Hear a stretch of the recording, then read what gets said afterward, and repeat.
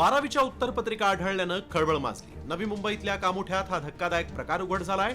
मात्र काही सजग नागरिकांना हा प्रकार लक्षात आल्यानंतर त्यांनी हे पेपर जमा करून थेट पोलीस स्टेशनला जमा केले। पोलिसांनी या संदर्भात कॉमस्कोर नुसार आता isakal.com आहे देशातील नंबर 1 ची मराठी न्यूज वेबसाईट। प्रत्येक अपडेटसाठी isakal.com ला नक्की भेट द्या। अधिक तपास केल्यानंतर अजब माहिती समोर आली। हे पेपर खारमधील एका परीक्षा केंद्रातील असून तपासणीसाठी एक शिक्षक हे पेपर दुचाकीने घेऊन जात असताना त्यांच्या गाडीवरून हे पेपर खाली पडले। मात्र वेळीच मनसे कार्यकर्त्याला ही बाब लक्षात आली आणि त्यांनी या सर्व उत्तरपत्रिका कामोठे पोलीस ठाण्यामध्ये जमा केल्या। त्यामुळे पुढचा अनर्थ टळला।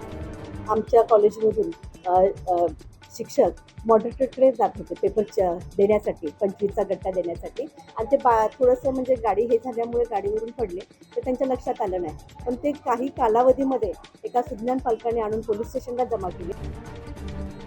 शिक्षकाकडून अनावधानानं हे घडलं असलं तरी याबाबत काळजी घेणं गरजेचं आहे, कारण शेवटी प्रश्न विद्यार्थ्यांच्या भवितव्याचा आहे।